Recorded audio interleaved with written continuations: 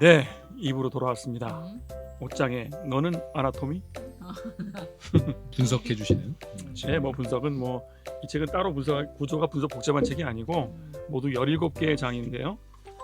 언어는 매겨져 있지 않아요. 네, 17개 정도의 여행, 바다에서, 인문, 카베, 바닥에서 바닥에서 지금 우리가 저 바다 바다나비의 바다나비에도 그리고 끝으로는 열흘간의 이야기 이런 식으로 해서 사실은 마치 일기인 것처럼 거의 뭐 한 달 간격, 어떤 때는 마지막 가서는 이제 매일매일 이제 그렇게 해서 시간 순으로 배치가 돼 있어요. 그래서 어떤 주제가 어디에 뭐 몰려 있거나 그러지는 않은 편인데 대체로 그 9장이라고 할 수 있는 가라앉은 자와 구조화된 자, 여기서 이제 그 사람 인물 묘사를 자세히 하면서 주제 의식을 가장 강하게 보여주고 있어요. 그리고 이제 그 수용소 이야기를 먹는 거, 자는 거, 그다음에 권력 관계, 물물 교환, 그 경제, 정치, 뭐 일상 이게 다 묘사가 차곡차곡 뭐 과학자답게라고 할까요? 빼놓지 않고 모든 걸 다 기록을 했어요. 그런 면에서는 그 비교가 되는 게 이제 빅터 프랭클의 죽음의 수용소라는 책이 있는데 저는 그걸 오히려 아우슈비츠 수용소의 이야기로 먼저 알고 있던 책이거든요. 근데 거기는 전체적으로 어떤 사유를 한 기록 같았어요. 사유, 생각을 쭉 해가지고 인간은 씻어야 한다. 인간이라면 주로 그런 주제가 나와요. 씻기를 멈춘 순간 대부분 죽더라. 그런 얘기를 거기서 인상적으로 했거든요. 이번에도 비슷한 얘기가 있죠. 맞아요. 아무튼 그리고 전체 주제는 뭐 제목 그대로 인간에 대한 물음을 가지고 그 인간성을 이 사람이 계속 지키려고 무던히도 노력하는 과정이 이제 모든 글에 배어 있죠. 근데 본인은 거기에 미쳤는가의 문제는 자기도 자신 없어해요. 근데 다만 그것 때문에 살아남았다. 이제 이 얘기가 전체 흐르는 주제라고 할 수 있겠습니다. 좀 함께 좀 나누고 싶은 얘기는 수용소 사람들 이야기예요. 인물 이름들이 나오거든요. 이건 이제 주로 일기체이기 때문에 그 인물들이 아주 드라마틱하게 막 대사가 많거나 절대 그렇지는 않은데 묘사가 그래도 그 사람이 어떤 사람인지 잘 알 수 있도록 돼 있거든요. 인상적인 사람들 한번 떠올려 보시죠. 저는 처음에 이 사람이 이제 수용소에 들어가서 챕터 이름도 인문이야, 인문. 이제 수용소 인문, 수용소 생활 인문이란 뜻인가 봐. 하여튼 정의에 가는데 이 사람이 처음에 어떤 사람을 만나냐면 이제 과거 오스트리아 헝가리 제국 하사관 그리고 막 전쟁에서 철십자훈장을 받은 장군이었던 것 같아요. 그러니까 하사관이니까 슈타인 라우프가 슈타인 라프 씨. 왜 이래? 슈타인 라우프 씨가 전 되게 인상 깊었어요. 네. 이게 왜냐면 아까 우짱님이 말한 것처럼 그 이제 씻지 않고 그런 사람 자기를 이렇게 좀 챙기지 않는 사람들이 죽는다는 얘기 했잖아요. 근데 여기서 이 사람이 이 레비한테 비슷한 얘기를 해요. 레비는 이제 의욕도 없어지고 씻기도 싫고 짜증나고 뭐라고 했냐면 차라리 자기는 지금 막 정신없이 그 경쟁이잖아 씻는 것도. 그 에너지도 아끼고 싶다. 그거 아껴서 차라리 사치스러운 그 10분을 보내고 싶다 이런 생각을 하고 있을 때였는데 이 사람이 그리고 이 사람이 이렇게 말해요. 레비가 우리는 모두 죽을 것이다. 아니 이미 죽기 시작했다. 그래서 기상과 노동 사이에 여유 시간이 10분밖에 없다면 나는 그 시간을 다른 데 쓰고 싶다. 뭐 그렇게 했는데 이 생각을 슈타인 라우프가 가로막았다고 했어요. 이 사람이 이제 자기한테 굉장히 단호한 가르침을 주는데 약간 말을 많이 잊어버려서 마음이 아프다고 했어요. 그러면서 그래도 기억나는 대로 적었던 이야기가 뭐였냐면 수용소는 우리를 동물로 격화시키는 거대한 장치이기 때문에 바로 그렇기 때문에 우리는 동물이 되어서는 안 된다. 이곳에서도 살아남는 것은 가능하다. 그렇기 때문에 나중에 그 이야기를 하기 위해 똑똑히 목격하기 위해 살아남겠다는 의지를 가져야 한다. 우리의 생존을 위해서는 최소한 문명의 골격, 골조, 틀만이라도 지키기 위해 최선을 다해야 한다. 우리가 노예일지라도 아무런 권리도 없을지라도 가진 수모를 겪고 죽을 것이 확실할지라도 우리에게 한 가지 능력만은 남아있다. 마지막 남은 것이기 때문에 온 힘을 다해 지켜내야 한다. 그 능력이란 바로 그들에게 동의하지 않는 것이다. 그러니까 우리는 당연히 비누가 없어도 얼굴을 씻고 윗도리로 몸을 말려야 한다. 그걸 우리 자신에 대한 존중과 청결함 때문이다라고 이야기했던 것 같아요. 그러니까 저는 이렇게 하면 살겠지 막 그것 때문이 아니라 죽더라도 어떤 수모를 당하더라도 그 과정 자체, 그 의식 자체가 자기를 존중하는 자기의 인간됨을 유지하는 어떤 예전이죠. 예전. 자기 존재의 네. 확인에 가까운 그러니까 왜 존재였던 우리가 거죠. 사는 시대하고도 참 멀지 않은 얘기가 우리가 뭐 우리만 그 뭐야 공중도덕 지키고 우리만 환경오염 안 한다고 다른 데서 쓰레기 엄청 버리고 예를 들면 나만 뭐 분리수거하는 게 득이 될까? 근데 어떤 교수가 인터뷰한 걸 봤는데 그분도 이런 얘기를 했어요. 내가 분리수거를 하고 플라스틱을 안 쓰는 이유는 그렇게 인간이기 때문에. 인간이라서. 진짜 효과가 있냐 없냐 문제 둘째 쳐놓고. 예, 그게 그런 그런 그래. 결과와 목적이 중요한 게 아니라 그것이 인간됨의 도리이기 때문이다라는데 참 그렇게 와닿았어요. 근데 삶의 제가 필요에 이제 대해서. 뜻밖의 봤던 거는 그 샤워나 세수가 그렇게 하면 되겠구나 했는데 이 글에서는 어려운 일이었어요. 그럼요. 왜 어려운지 아시죠? 예, 알죠. 일단 물도 물도 우리 더럽고 또 물 더럽고 그리고 닦을 수건도 없고요. 없고 또 더 예. 어려운 거 그 뭐야? 바닥? 모든 소지품을 맞아. 붙들고 있어야 돼. 맞아요. 다리 사이에 훔쳐갈까 끼고. 서로 훔쳐가는 게 맞아, 일상이었기 맞아. 때문에 그게 되게 인상 난 깊었어요. 진짜 그게 의외였고 그러니까 잘 때 자기 전에 그 모든 베개로 만들어가지고. 베개로 만들어서 상의에다가 다 싸서 베고 자는 못 바라고 이런 놓기도 이렇게. 하고 맞아요. 근데 그건 그들에게 일상이었다고 얘기를 하고 음. 프레이모 레비는 거기에 굉장히 수치감이 사실 있었던 것 같아요. 나중에 음. 보니까 음. 절도는 우리에게 일상이었다. 음. 그건 다 했다. 아무리 인간 된다 하더라도 그건 우리의 생존 방식이었다. 음. 이제 이렇게 말할 정도로 또 그쪽에서도 수용소도 그걸 묵인했고 음. 그래야 돌아가니까 음. 수용소가 그런 게 있었죠. 음. 또 인물 중에 우리 기억나는 분이 있으면 저도 뭐 좋은 분 중에 이게 전반적으로 이제 어조가 되게 무기력하고 맞아. 침울하고 인간됨을 우울하고. 점점 상실해가는 맞아. 걸 마땅하게 받아들이면 약간 되게 좀 묵직한 그런 뭐 어조다 보니까 그 저도 이제 좀 중간 중간에 밝은 분들이 이제 눈에 확실히 맞아. 그러면 띄긴 그렇게 했었는데. 우리가 막 위안이 돼. 이거를 약간 뭔가 빛나는 그 순간이 있죠. 그렇죠, 네. 진흙 속의 진주를 겨우 찾는 이제 것 같은 그런 느낌. 잠깐 아까 한숨을 말한 내쉴 수 군인, 있는. 네. 그다음에 또 누구 저는 이제 로렌초라는 로렌초. 네, 민간인 이분은 수용소 밖에 있는 사람이야. 민간인 노동자예요. 이분은. 근데 이제 이분은 그 여름의 사건들이라는 파트에서 이제 등장하시는 인물인데 민간인 분인데 이게 되게 정기적으로 한 6개월 정도를 계속 이 레비에게 뭐 옷도 주고 빵도 주고 선의를 베풀어요. 근데 레비가 거기서 약간 이게 모든 이 수용소 밖에도 다 이제 인간됨이 다 말살된 그런 세상이라고 자기는 생각했는데 이 사람을 만나고 나서 아직 인간들이 있구나. 그렇지. 인간됨을 내가 꿈꿀 수 있구나. 그리고 나도 아직 인간이라고 생각할 수 있는 여지가 있구나. 이런 거를 이제 간접적으로 이렇게 맞아. 탁 깨닫게 되죠. 그래서 당시에 거기 폴란드 사람들이 여기 지역이 폴란드잖아. 맞아. 폴란드에 민간인들하고 교류가 있긴 있었대요. 그렇죠. 근데 대부분 동물원에 짐승에게 뭐 주듯이 그렇게 줬대. 그래서 그냥 뭐 주면 사람들이 몰려들고 또 그냥 경멸과 동정을 섞어서 했다고 하는데 로렌초가 안 그랬던 모양이에요. 네, 되게 계속 정기적으로 너무나 이렇게 선행을 베풀었고 그래서 책에 뭐 이렇게 대목이 이렇게 돼 있더라고요. 나는 지금 내가 이렇게 살아있게 된 것이 로렌초 덕분이라고 생각한다. 물질적인 도움 때문이라기보다는 그의 존재 자체가 나에게 끝없이 상기시켜준 어떤 가능성 때문이다. 역시 이제 주제가 빛나는 인간성에 관한 얘기가 자꾸 맞아요. 그렇죠. 곳곳에 박혀 있어요. 또 한 명이 있죠. 크라우스라고 살짝 지나가는 인물인데 크라우스. 헝가리 사람인데 네. 막판에 나와요. 한겨울 한 그 가을에 추운데 빗 속에서 웃어. 그러니까 레비가 무섭게 해요. 웃고 뭐 도와주고 말을 걸고 얘기를 해. 그러니까 주변 사람들이 다 놀래는 거야. 제가 저러면 안 되는데. 우리는 모두를 절전 모드로 해가지고 살아야 되는데 저렇게 되면 죽을 텐데. 하는데도 그 마음속에 남은 거예요. 저 인격이 왜 저렇게 유지되고 있지? 그런 순간이 있었어요. 뭐 어디 뭐 바다나미님 무슨 저는 로렌초에 대한 이 인용문을 하나 더 소개하려고 했으나 타이밍이 지나갔기 때문에 뭔데요? 막 보세요. 로렌초의 뭐 저는 되게 오히려 인상 깊었던 부분이 방금 이제 DK님이 이야기한 뒷대목에 바로 뒤에 나오는 문장인데 로렌초는 인간이었다. 그의 인간성은 순수하고 오염되지 않았다. 로렌초 덕에 나는 내가 인간이라는 사실을 잊지 않을 수 있었다. 되게 이 대목이 되게 의미심장했던 게 우리의 인간성을 우리 내부에서 찾기도 하지만 사실 누군가 이 사람은 인간이구나라고 했을 때 그 사람을 통해서 발견하게 되는 것들 있잖아요.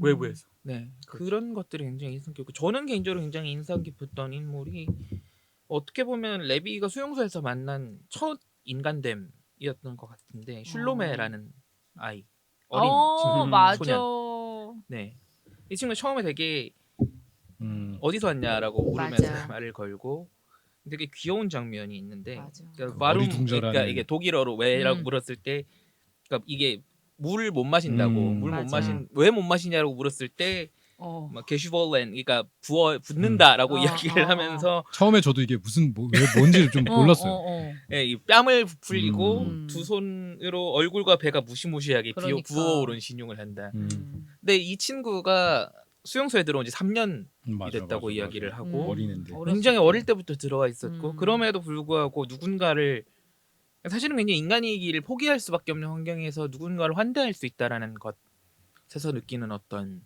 그래요. 인간됨. 그래서 레비가 그 가장 이 슐로메라는 친구에 대한 마지막 대목에서 하지만 나는 진지하면서도 부드러웠던 그의 얼굴을 잊지 않고 있다. 사자의 집 문 앞에서 나를 환영해준 그 얼굴을. 그렇군요. 지금 나눈 사람들은요 빛나는 보석이라고 할 수 있는데 또 다른 인물들은요 우리가 흔히 볼 수 있는 인물들이 좀 있어요. 특히 그 살아남은 자, 구조된 자, 가라앉은 자 거기 챕터에 맞아요. 보는 사람들 중에 알프레드 L. L이라는 인물이 있습니다. 이 사람은 한마디로 말하면 오늘날에 보이는 엘리트, 좀 냉정한 엘리트라는 이미지죠.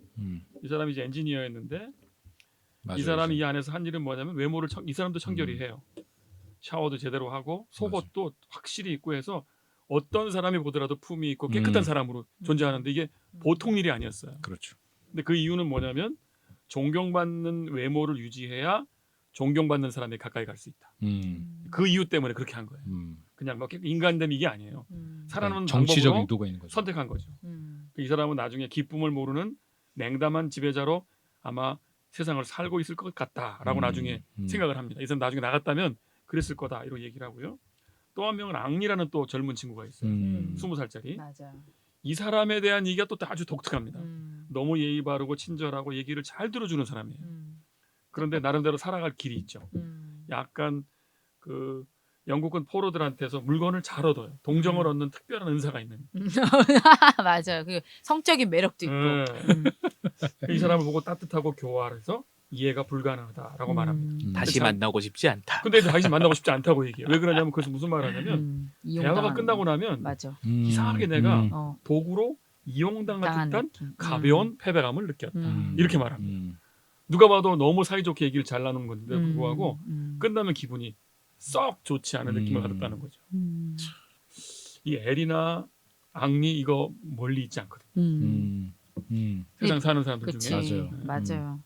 그리고 나는 그 마지막에 이 열흘 동안 거기 있으면서 이 사람들이 구조되기 전에 러시아군 오기 전에 프랑스 사람 두 명이 그 있어요. 샤를이랑 맞아, 또 한 맞아. 명인데 특히 네. 샤를과의 우정. 그러니까 그렇죠. 샤를이 너무 물론 이 사람들이 일단 수용소에 온 지 얼마 안 그렇지. 됐고 한 달밖에 안 돼서 그래서 살아 아직 있었어. 아직 굉장히 이 사람들에게서 얘네가 에너지를 얻어서 어떻게 보면 우정이 되게 오랫동안 지속됐다고 들었어요. 나중에 맞아요. 근데 제일 긴 어. 우정은 샤를이었죠. 샤를이었다고. 맞아요. 예, 그래서 같이 이제 그 오물 속에서도 같이 막 장작 구하고 막 음식 너무 추운데 해먹고 막 난로 가지고 난로 부싯돌로 불 피우고 그래서 서로 모여서 음. 이제 자기가 살았던 이야기들을 서로 한 마디도 놓치지 않고 들으려고 하고 그런 것들이 또 되게 인상에 남았었던 것 같아요. 좋습니다. 인물들로 이제 봤던 장면이라고 할 수 있다면은 이제 우리가 좀 볼 거는 이 책 읽기 전에 아우슈비츠 수용소 그러면 떠오르는 우리의 어떤 선입견이나 이해들 있잖아요. 영화를 통해서나 뭐나 그거랑 실제로 이 글을 보고 나서 좀 다른데 하는 부분이 있었다면 좀 나눠볼까요? 이거 좀 예상하고 다른데? 나는 약간 신기한 게 얘네들이 아프면 그러니까 이 사람들이 너무 아무렇지도 않게 가스실에 보내서 사람을 그렇게 죽여놓고 또 어떤 사람들은 그 의무실 같은 카베가 여기 되게 많이 언급이 되잖아요. 카베라는 의무실에 보내서 막 치료해서 어쨌든 살리잖아. 저는 그게 굉장히 아이러니. 읽는 내내 아이러니했어요. 왜요? 아니, 노동력 때문에 그렇잖아요. 근데 포로는 끊임없이 들어오는데 그냥 죽일 수 있잖아요. 근데 왜 굳이 이렇게 살렸지? 그러니까 왜 여기에 물자를 낭비했지? 그러니까 제가 정말 그 생각이 들었어요. 왜냐면 포로들은 끊임없이 들어올 수 있고 오히려 먹을 것도 부족해가지고 그런 상황에 어차피 죽일 거. 얘네들이 그러면 약도 들고 막 침대도 눕혀야 되고 불편할 텐데 왜 얘네들을 이렇게 또 의무실에 그리고 나는 막 보면서 조마조마한 거야. 어떤 애들은 막 며칠 동안 잘 쉬었다가 막 며칠 그리고 다시 나올 수 있고 어떤 애들은 다시 이제 표시하면 그냥 죽고 가스실로 가서. 그러니까 2달이죠. 응. 2달 동안 살다 오든지 2달 만에 죽든지 둘 중에 하나인데 그러니까 약간 뭐랄까 체계가 얘네도 완전 그러니까 그게 좀 특이했다. 그냥 그 이해가 안 갔어요. 이렇게 몇 가지 측면이 있는데 음. 첫 번째는 이제 어쨌든 살아나갈 수 있다는 희망을 줘야 얘네가 반항하지 않는. 그 자체가 통치 방법이다. 네. 그럴 수 있고. 그거 기발한데.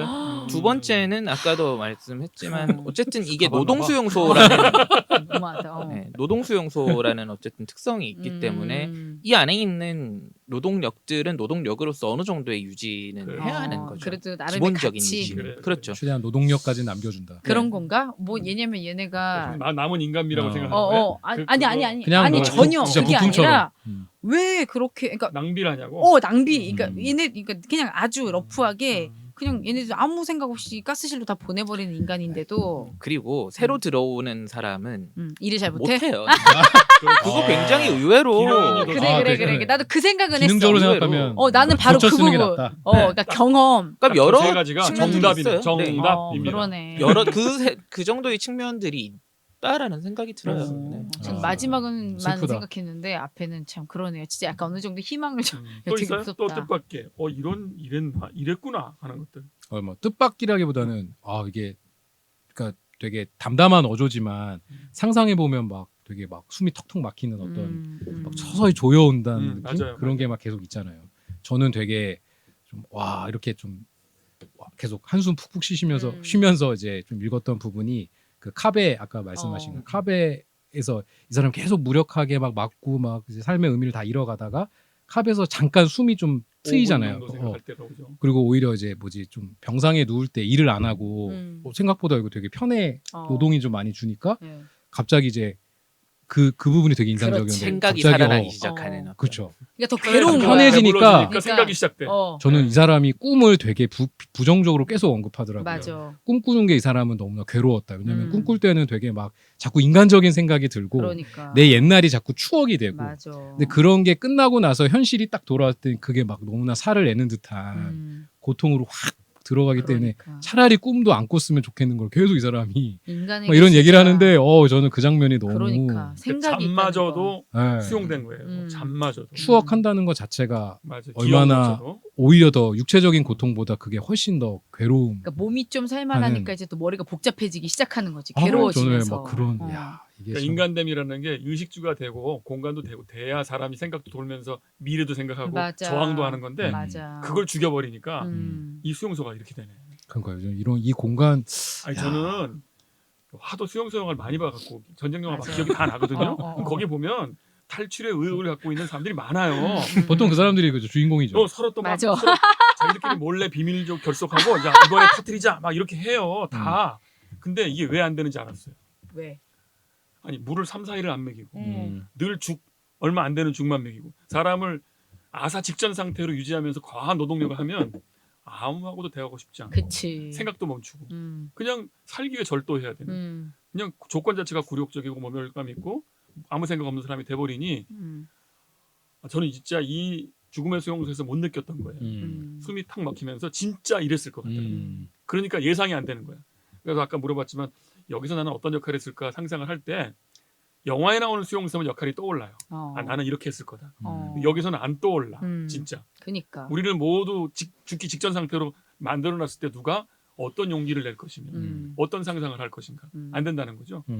제가 제일 충격받은 건 그중에서 잠을 자도 편치 못하는 거. 편치 못하는 맞아요. 거. 화장실을 두세 시간의 간격으로 가야 되고 가다가 이제 소변통이 차오르면 맞아. 벌거벗은 몸으로 그걸 들고 갖다 버려야 되고. 근데 고참들은 귀신같이 그러니까 그 오줌량, 어느 정도 찼는지를 오줌량이 소리로 어느 안 정도 소리만 타가지고 들어도 따가. 내가 이번에 가면 내가 비워야 된다. 어. 이걸 알고 안 가. 그러니까 이 사람 그리고 이 사람이 했던 말이 그 발 위에 오줌물이 맞아. 떨어지는 거. 근데 그게 우리 지금 이건데 그 되게 기본값이잖아. 뭐 생각은 그러니까 근데 싫은데 해야 되는 거잖아. 그리고 그 좁은 침대에서 둘씩 자야 되고 그렇죠. 그런 거. 어떻게 보면 굉장히 과학적인 거죠. 그렇죠. 무섭도록 과학적인 네, 거죠. 그렇지. 정말. 맞아. 그게 정말 그냥 방치한 것 같지만 굉장히 과학적인 어떤 체계 속에서 돌아가는. 그리고 질문하는 것을 우리 오래된 고참들은 그냥 가만히 있잖아요. 신참들은 질문을 하잖아요. 맞아. 이걸 보면서 인간됨이라는 게 질문하는 것이구나. 그 생각도 아직은, 들었어요. 아직은. 질문하는 거고 왜라고 묻고 미래가 어떨 거라고 상상하는 게 인간이구나. 그걸 멈췄어 이 사람들이. 고참들은 이제 이해하는 거를 이해하지 마라. 포기한다. 근데 이 사람이 처음에는 자기도 질문을 막 했는데 나중에 맞아, 뒤에 맞아. 그 병원에서 신입이 자기한테 물어보니까 짜증 났다 그랬잖아. 저러면 안 되는데.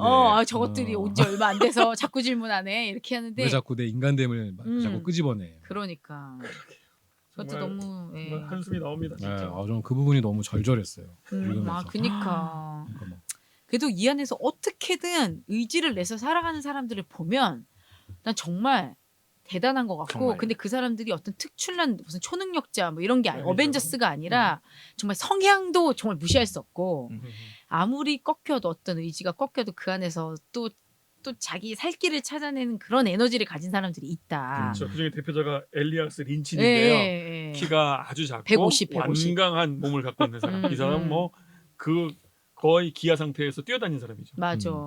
아니 근데 이 사람이 왜 일상생활에서는 오히려 같이 뭐 정신병자에 수감될 만큼 특이한 성기가 사람인데 좋은 사람이었어. 오히려 수용수 오히려 빛을 수용소에서 발했어. 빛을 발했다. 근데 그건 좀 아이러니하기도 했어요. 그러니까 이 사람은 또 우리가 보는 이런 평범한 세상에서는 이 사람이 맞아.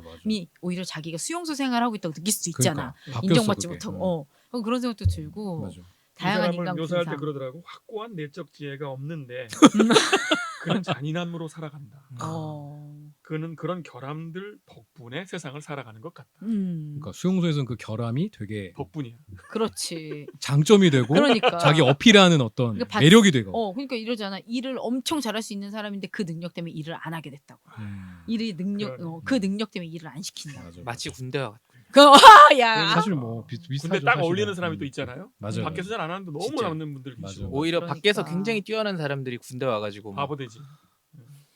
나는 특히 그 신발 있잖아. 우리 왜 신발 조금만 안 맞아도 불편한데 여기는 안 남학신. 맞는 신발이 그 안에 그러니까 또 벗지도 음. 못해. 부으면 안 들어간다고 아예 안 그것도 너무 벗기도 막 하고. 그 촉감이 느껴졌어. 나도 막 정말로. 속옷 생각해봐. 속옷. 그러니까 2달에 한 번 교환해 준대. 근데 나는 속옷보다 신발. 왜냐면 그래, 나도 걷고 발이 아프잖아. 그 쓰라리고 막 그러니까 매일 그 부으면은- 교환하는 순간이 있잖아요. 예, 4, 50명이 달려들 때 10분에 끝나. 운이 맞아야 되고. 4, 50명 중에 10명밖에 어. 그게 맞아. 눈썰 미는 애들은 그거를 자기 한 번에 자기 사이즈를 찾아내는데 안 그러면 못 찾고.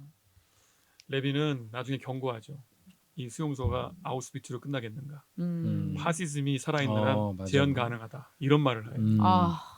그 생각이 죽지 않는 한 네. 다른 모양으로 또 근데 등장할 여전히 거다. 있잖아요. 그래서 그런 질문하잖아요. 사람들이. 아니 소련에도 수용소가 있었는데 유독 아우슈비츠가 그렇게 심각한 이유는 뭔가 이런 질문이 있었거든요. 근데 이분이 확고하게 구분을 해요.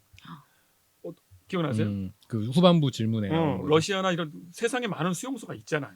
근데 왜 유독 이것만 갖고 아우슈비츠. 이러냐라고 말할 때 차별성이 뭐냐고 할 때 뚜렷한 목적 의식. 다른 거는 징벌빵이야.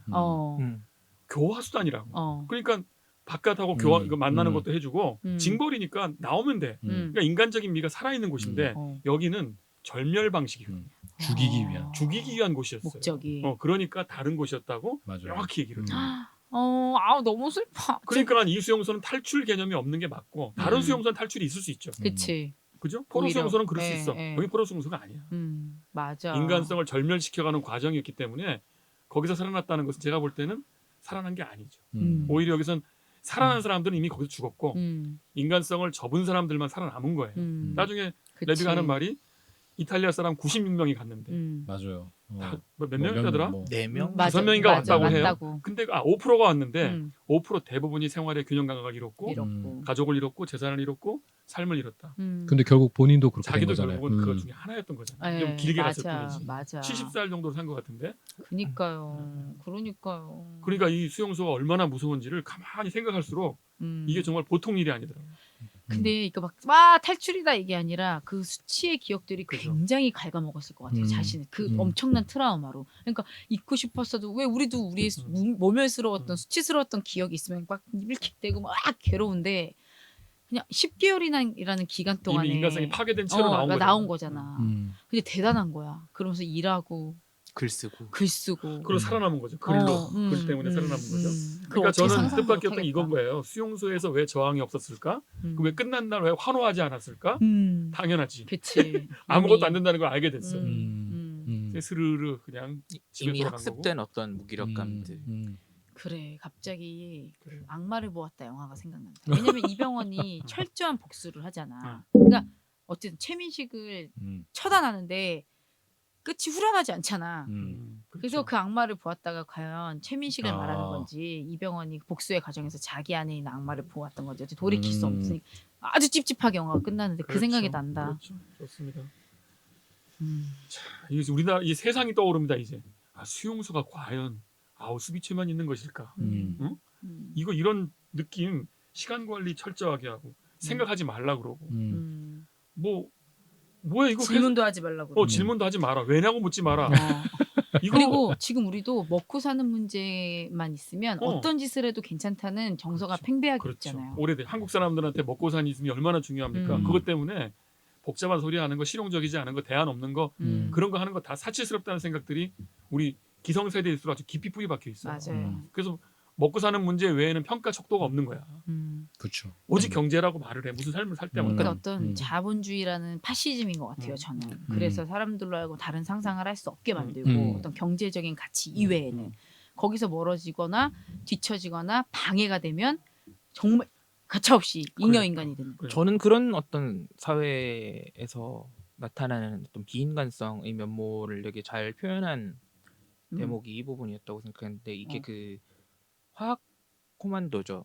코만도에서 이제 면접이라 그래야 될까? 그거를 과학시험. 보던 장면 시험에서 선발 나오는 시험. 선발 시험에서 나오는 대목인데 그 독터 판비츠 판비치라는 가, 독일이죠. 자기를 볼 때의 시선을 묘사한 글이거든요. 그 시선은 두 명의 인간 사이에 흐르는 시선이 아니었다. 전혀 다른 세계에 사는 두 존재 사이에 놓인 수족관의 유리를 통해서 바라보는 것 같은 그 시선의 성질을 속속들이 설명할 수 있다면 나는 제3제국이 그 거대한 관계의 본질도 설명할 수 있을 것이다. 그렇죠. 이게 대상화잖아 완전히. 그렇죠. 그러니까 제가 그냥. 되게 최근에 굉장히 빡쳐서 빡친다는 어. 말은 좋은 말은 아니지만 아니, 화가 나서 좀 괜찮아, 적절한 네, 표현이에요. 화가 나서 한번 언쟁을 좀 했던 적이 있는데 그게 음. 어떤 말 때문에 언쟁을 좀 했냐면 사실 사람들이 공감을 한다고 이야기하지만 그 공감은 굉장히 일시적인 것뿐이고 사실 그건 자기 기만이다.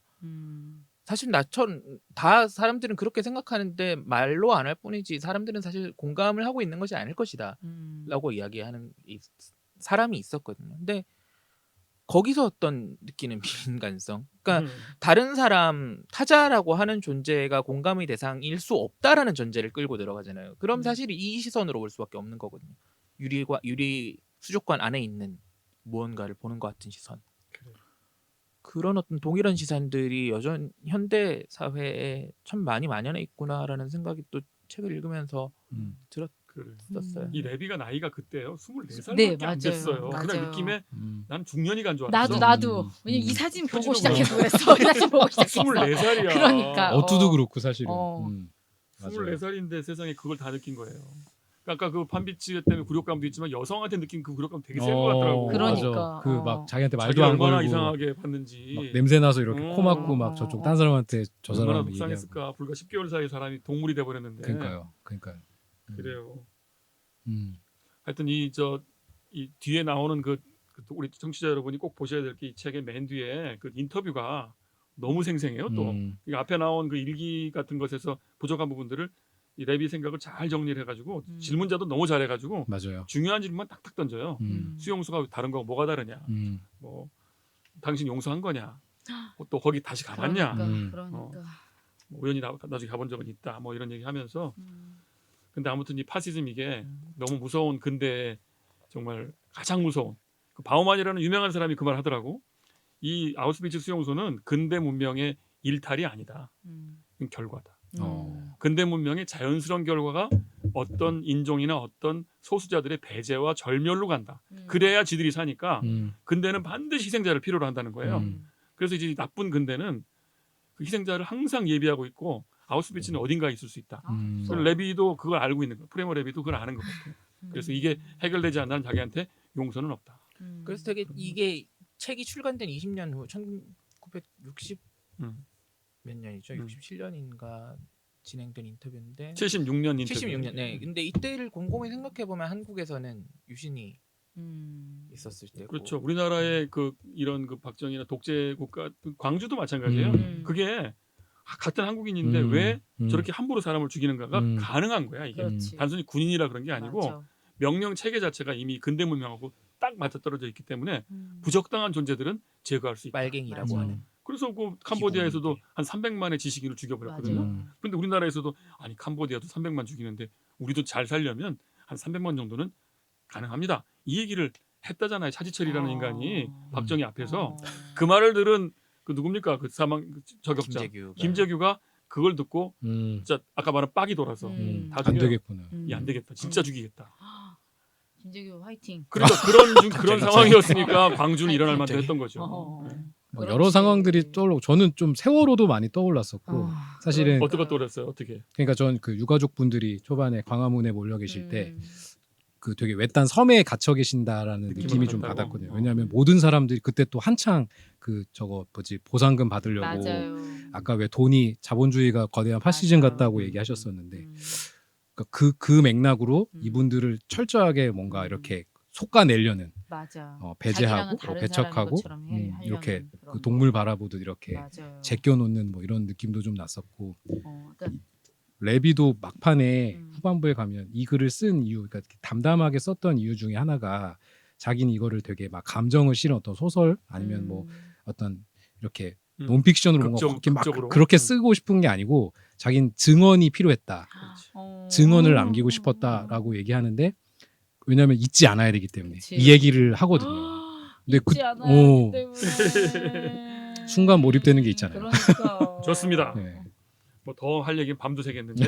자 이제 그렇지 TK 퀴즈로 가봐야겠어요. 아, 우리 그래. 한번 정리 한번 그래. 하면서 두둥. 야 이거 중요한 거 한번 점검해 봅시다. 그리고 우리 이렇게 청취자들에게도 무거운데 한번. 갑자기 퀴즈 낸다는 게 좀 뭔가 내야지.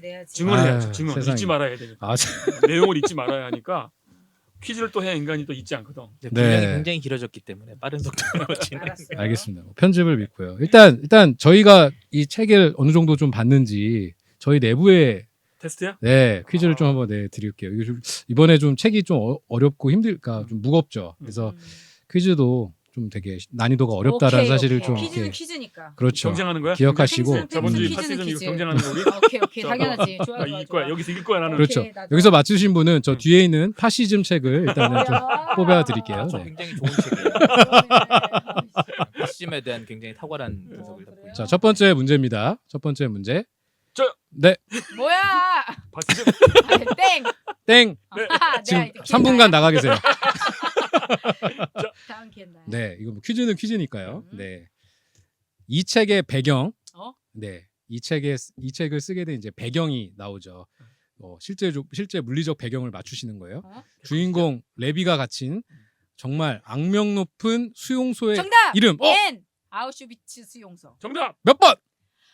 2번 아우슈비츠 수용소. 땡, 정답 5번 분화 수용소. 땡. 아닙니다. 저기요.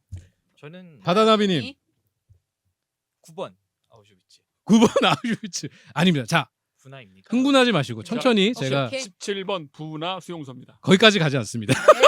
저도 그 양심이 있죠. 17번까지가 뭐 언제 자, 끝나? 들어보세요. 1번 서대문 형무소. 2번 알카트라즈 수용소. 아이고, 알카트라즈 아니야? 나 가봤다. 3번. 3번 짓을 하셨길래 거기까지 가셨어.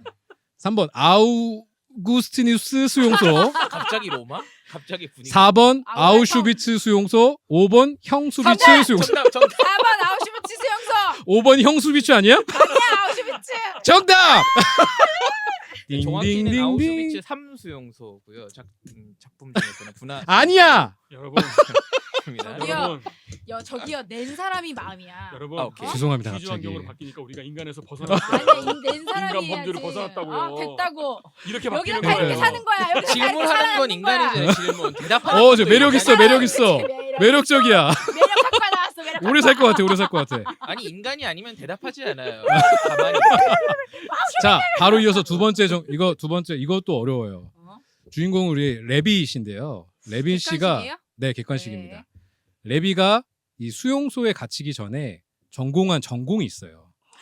자, 이거를 맞추시는데요. 이것도 굉장히 난이도가 높죠. 정답을 아는데 번호를 못 맞추겠어. 하하, 이제 힘들어. 저의 퀴즈를 이제 좀 눈치채시는 건가요? 어렵게 사는 인생이네. 어렵습니다. 사실 이 어렵게 살아야 퀴즈가 돼요. 방석과 함께 했었다라는 걸 아시는 분들은 이제 연령대를 좀 의심해 볼 필요가 네, 있다. 알겠습니다. 자, 아주 되게 신중해지셨어요. 바로 정답을 외치지 않으세요. 예, 알면서 맞습니다. 못하는 자, 그렇지 답답함. 레비가 수용소에 갇히기 전에 가졌던 전공 1번 서양 미술사, 이거 2번 괜찮은데? 정치 외교학, 음. 3번 물리학, 물리학 아니야? 4번 생화학, 5번 화학, 정답. 6번 인류학. 정답. 화가학 네. 네. 화가학. 옌. 정답. 네. 뭐 몇 번 했지? 5번 화학. 5번 스화학 땡. 수화. 한번 쉬셨어. 자, 다음. 네. 두 분에게 기회 있습니다. 정답. 네, 바다나비님. 7번 화학. 무슨 소리 하는? 아, 같은 소리야. 이게. 아, 지금 재미를 위해서 제가 하신 아, 것 같아요. 어머. 어머, 인간의 세상에. 본성을 계속 드러내고 있어요. 이것이 인간인가? 인간은 실수하고 망각하는 6번 인류학. 네. 이것이 땡! 퀴즈인가? 자, 우리 옷장님 야, 나오셨네요. 이거 옷장님. 야 이거 우리가 다 지금 다 흘려놓은 저 거 레이처럼 주워먹기만 할게요. 하면 그럼 돼요. 인간성 포기하고 무기력하게 말하겠습니다. 네. 5번 화학입니다. 정답입니다. 자, 야 그러면 어렵네. 자, 이제 정신 차리고 네. 자, 이제는 인간인가? 예, 제정신 아니래 우리 제정신. 청취자를 위한 퀴즈. 지난번 네. 것도요. 선물 드렸습니다. 맞아요. 네. 비싼 거 드렸어요. 네. 못 들었어요. 못 들었어요. 네, 뭐 좋은 거 드렸어요. 오케이. 알고타니 9,900원 원단과 더블레스 2,000일. 이럴 때는 여보세요? 더블레스 2,000일이죠. 최 사장님. 100장. 말씀하신 100장 준비해놨어요. 벌써 준비됐어요. 네. 그 중에 한 장을 드리도록 하겠습니다. 아 그거 아니고요. 근데 자, 딴 우리 이제 어, 마지막 문제인데요. 음. 네, 우리 시청자분들께, 애청자들, 우리 청취자분들께 드리는 퀴즈입니다. 이거는 그냥 주관식으로 좀 드려볼게요. 저희가 계속 객관식으로 드렸으니까 네. 저희 오늘 그 나왔던 내용 중에 계속 언급되었던 음. 그런 내용인데요. 그 레비가 갇혔던 이 아우슈비츠 우리 수용소에서 인간을 구별짓는 두 개의 범주를 이야기해요. 어떤 부류가 있고 또 하나는 어떤 부류가 있다. 예, 이게 책의 어떤 한 챕터의 제목이기도 한데요. 우리가 또 했던 얘기죠. 그렇죠. 네. 네. 그리고 정답. 힌트만 하나 좀 몸무게가 주세요. 많이 나가는 자와 오. 몸무게가 적게 나가는 자. 아쉽습니다. 저는 많이 나가는 자. 아. 너무너무 아쉽습니다. 좋은 접근이에요. 네. 정답. 잘생긴 자와 못생긴 자. 한 끗 차이. 너무 아쉬워. 그러나 이건 청취자분들은 아마 아실. 정답. 싸가지 없는 사람과 착한 사람. 알았어요. 알았다고. 네. 여기까지 이거는 여러분 다 아시죠? 들으신 분들은 아마 다 아실 거라고 책이 생각하고 무거우니까 좀 분위기 띄워보려고 한 거죠. 맞추신 분들에게 저희가 또 소정의 선물을 좋습니다. 드리도록 좋은 하겠습니다. DK의 퀴즈 시간 이렇게 마치고요. 네. 마무리합시다. 네. 인상 깊은 단어 혹은 구절. 문장 하나만 딱 말씀하시고 마치도록 하죠. 네. 문장 누가 한 먼저 줄, 할까? 소감 한 줄. 누가 먼저 할래? 좀 찾아봐야겠는데요. 제가 먼저 할게요. 네. 레비가 1976년에 인터뷰 마치면서 이런 말을 합니다. 암흑과 같은 시간에도 내 동료들과 나 자신에게서 사물이 아닌 인간의 모습을 보겠다는 의지, 그럼으로써 수용소에 널리 퍼져 있는 많은 수인들을 정신적 조난자로 만들었던 굴욕과 부도덕에서 나를 지키겠다는 의지를 고집스럽게 지켜낸 것이 생존에 도움이 되었다. 더 말 안 하겠습니다. 네. 저는 이 사람들이 이제 열흘 동안 구조되기 열흘 동안 그 병실에 있으면서 그 사람들이랑 생활을 하잖아요. 그때 얘네가 아픈데 그 좀 덜 아픈 레비하고 그 프랑스인 친구 둘이 장작이랑 이런 걸 막 구해 왔어. 그때 그러고 나서 막 불을 막 피우고 하니까 그러자 토바로프스키 23세의 프랑스계 폴란드인으로 발진 티푸스 환자가 이런 일을 해낸 우리 세 사람에게 빵 한 조각씩을 주자고 제안했고 다른 환자들이 제안을 받아들였다. 불과 하루 전만 해도 이런 일은 벌어질 수 없었다. 수용소에는 이런 불문율이 있었다. 네 빵을 먹어라. 그리고 할 수 있으면 네 옆 사람의 빵도 먹어라. 그리고 감사의 마음을 갖지 마라. 지금 이 일은 수용소가 죽었다는 분명한 증거였다. 우리 사이에서 일어난 최초의 인간적인 제스처였다. 저는 근데 이게 왜 더 와닿냐면 이만한 일을 겪고 났으면 사람이 뭔가 정말 완전히 파괴가 되고 무너졌으면 회복되기 어려울 거라는 생각도 있었는데 근데 뭔가 꺼지지 않는 어떤 인간의 이 불씨가 발언을 했어. 그 불씨가 정말 작은 빵 한 조각이지만 나눠 먹자고 했을 때 다시 확 불타오르는 어떤 그 경험. 정말 이 기분 어떻게 설명할 수 있을까? 그러니까 정말 감히 이런 말 하면 안 되지만 그래도 희망이 있지 않나?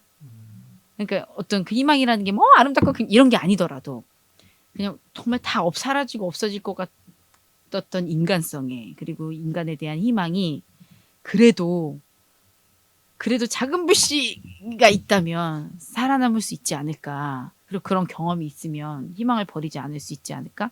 그런 생각이 들었습니다. 훈훈하게 가시네요. 네. 저는 좀 약간 신앙인으로서 되게 신앙인이야? 네, 모르셨죠? 아. 정답! 정답! 불교! 아시면 돼요. 네. 불교 신앙도 신앙이죠. 아, 그럼요. 고보. 맞아. 그럼요. 저는 그 후반부에 이렇게 얘기를 해요. 지금 나는 아우슈비츠가 존재했었다는 사실만으로 우리 시대 그 누구도 신의 섭리에 대해 말할 수 없으리라 생각한다. 근데 여기 또 아이러니가 나와요. 그러나 그 시간 극한 상황에서 구원을 받는 성서의 모든 일화들이 바람처럼 모두의 머릿속을 스쳤던 것은 사실이다. 자기가 지금 겪고 있는 게 너무나 이게 희망 고문이네. 어목하니까 과연 신이 존재한다면 이럴 수 있는가라는 어떤 딜레마가 있는데 그래서 막 이거 없어라고 단정을 짓는 현실이잖아요. 그런데 또 그 순간 너무 극한의 상황에서는 자기가 막 이렇게 어릴 때 뭐 봤던지 아니면 그 성화의 어떤 유대인이니까 아무래도 엄청난 그런 그 단편의 기억들이 이렇게 싹 지나가면서 또 뭔가 신을 붙들고 싶어하는 마음들 이게 막 이렇게 뒤섞여 있는 문장이라고 생각이 들었어요. 그래서 저도 계속 읽으면서 이 문장을 마주하는데 나라면 어떻게 생각했을까? 이런 현실에서 어떻게 신앙을 얘기할 수 있을까? 뭐 이런 고민도 좀 순간 들면서 되게 원망했을 수도 있어. 네, 되게 진짜. 좀 어려운 질문이었어요. 자 오늘 바다나비. 첫 목소리를 내신 네. 우리 바다나비. 근데 깨알처럼 너무 재밌었어요. 네, 저는 좀 흔한 걸 할까요? 흔하다기보다는 네 맘대로 해요. 네, 알겠습니다. 되게 많았는데 좀 특별히 마무리를 하는 차원에서는 이게 좋을 것 같아요. 비인간적인 명령을 부지런히 수행한 사람들을 포함한 이런 추종자들은 타고난 고문 기술자들이나 괴물들이 아니라 평범한 인간들이었다는 점을 기억해야 한다. 그리고 조금 더 뒤에 가서 중략하고 그러므로 이성과 다른 도구로 혹은 카리스마 넘치는 지도력을 앞세워 우리를 설득하려고 애쓰는 사람을 신뢰해서는 안 된다. 진짜 선각자와 가짜 선각자를 구별하기란 어렵기 때문에 모든 선각자를 의심의 눈으로 보는 것이 좋다. 그들의 주장을 일단 거부하는 것이 좋다. 글쎄요, 좀 그거는 좀 낯선데? 그거 어디 나오는 인터뷰에 말미에 나오는데요. 그런 생각이 드는 것 같아요. 늘 어떤 사람들이 살인자들이나 범죄자들을 볼 때 그리고 학살자들을 이야기할 때 굉장히 악한 사람이었을 것처럼 생각하지만 요즘은 굉장히 많이 퍼진 생각이긴 하지만 그런 사람들은 절대 스스로가 악인이기 때문에 그런 일을 자행하는 것이 아니다라는 것, 어떤 구조적인 문제들이 존재한다는 것, 그리고 어떻게 보면 뒤쪽에 이제 인용한 문장에서는 사실 교회가 더 그런데 굉장히 어떻게 보면 권위자라고 하는 것에 굉장히 많이 의존하잖아요. 그 사람들이 말이 맞다고 생각하고 정치에서도 뭔가 진보 보수 할 것 없이 그냥 누군가가 이야기했을 땐 그 사람이 이야기했기 때문에 맞다라고 이야기하는 어떤 경향들, 그런 경향들 속에서 벗어나서 우리 스스로도 그런 일을 할 수 있는 사람이라는 것을 한 번 더 인식하고 우리가 옳다고 믿고 있는 것들에 대해서도 한 번 더 의심해 볼 필요가 있지 않나. 그것이 어떻게 보면 우리 안에 있는 어떤 파시즘이나 나치즘과 같은 제3제국의 폭력성들을 제거해낼 수 있는 하나의 단초가 되지 않을까라는 생각을 하면서 마무리를 하는 게 좋겠다는 생각을 했습니다. 아유, 생각을 많이 하셨네. 한나 아렌트님 같았어요. 그래요. 그래요. 할 말이 많습니다만 옥파 37회는 프리모 레비의 이것이 인간인가 이렇게 맞춰봤습니다. 수고 많으셨습니다. 네, 고생하셨습니다. 인간답게 삽시다. 그렇습니다.